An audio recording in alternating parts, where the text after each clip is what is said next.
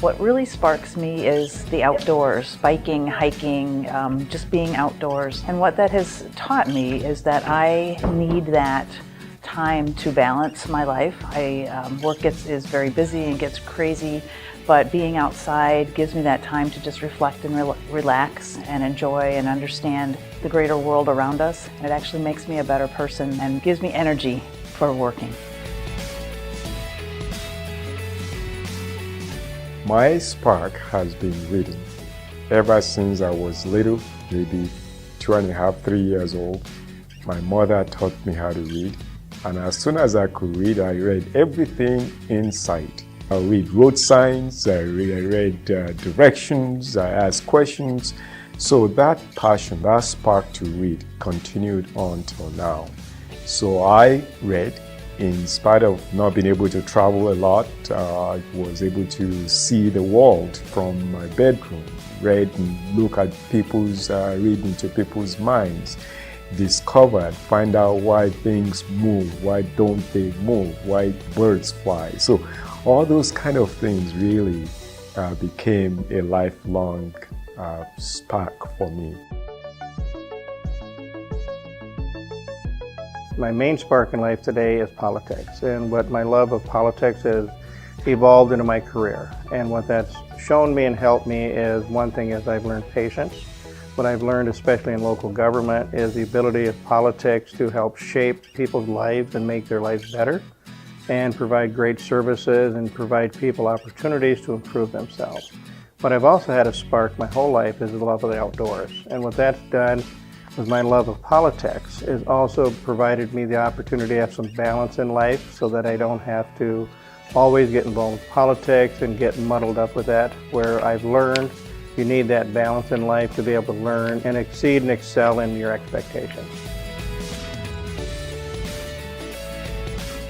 My spark has to do with the idea of being curious and love to explore different areas of different kind of things. And one example of that is to visit presidential libraries throughout the nation, either personally or through the internet, and being able to have exposure to those leaders from our country that had different challenges at the time frame of history that they lived in, and how they develop those challenges and how they use strategic methods of leadership in order to overcome barriers and accomplish great things for our country. My spark is athletics, I would say. I've always been pretty competitive, and I think it provides structure, it provides teamwork, it provides something that you can work for that it goes beyond just yourself. I think it's really important to set goals and work towards something, and it served me really well in my career because I've always had something else to work on beyond work, and there's always something else for me to do and strive for. My spark is my passion for learning. It's really helped me ever since I was in kindergarten learning the alphabet alongside my dad, and it's really opened horizons for me all throughout my life, and it's gotten me to where I am today, both personally and professionally. My spark has been having the opportunity to work on things with others in a collaborative way. I actually made a career change midway. I was an attorney initially, and then moved into the business area because I found it was a little more proactive for me, and I had a chance to work with others on that kind of basis.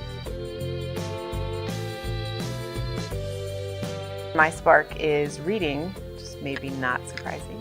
I think I was always really shy as a kid, and so reading was a way for me to kind of get outside myself. But as I've grown older, what I found is that reading is a great way to interact with other people, to find out what they're interested in, and to network and share community ideas through reading. What sparks me is the city and doing what's right for people. I think right now in our society we see federal government, state government, people don't have a lot of trust in them, and I try and build trust, and I think the city needs to build trust so people can trust what's going on, at least in the city, if not in the state. We try and look out for the little guy. I think that's important, is looking out for the little guy and letting them know that we're here for them, because we really are. It's important to know what your spark is, because it's what keeps you going when things get difficult. You need to be motivated by something. something gets you up in the morning. You have to have a reason. When we go through life, I think we have to set goals, we have to set expectations. That provides the ability to be driven, to be interested in certain areas, that provides you with just lifelong fulfillment. Without a spark, people don't reach their potential.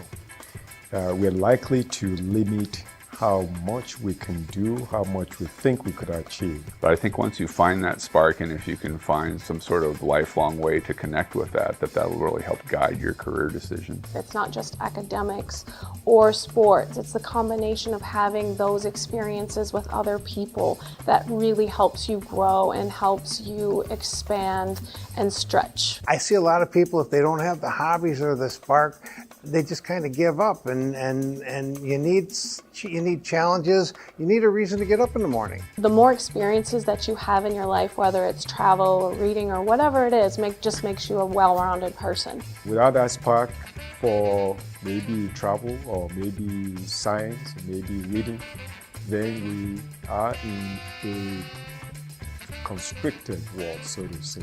It's important for someone to have a spark because it helps create their identity.